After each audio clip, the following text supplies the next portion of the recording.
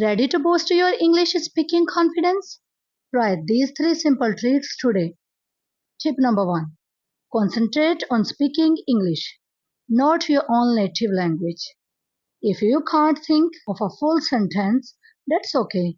Just start with a single English word. Look around you and say the name of anything you see.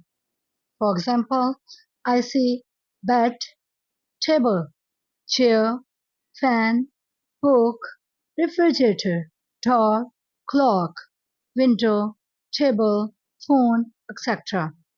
Then slowly move on to short sentences like I'm hungry. I need some water. It's a beautiful day. I'm getting ready. I'm going to work. This simple habit will help your brain start thinking in English instead of translating. Tip number two: take a 5-minute break every day to practice speaking in front of a mirror.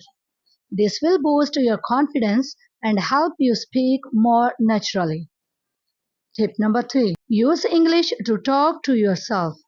Describe your daily activities like I'm making tea, I'm cooking dinner, I'm cleaning my room, I'm reading a book.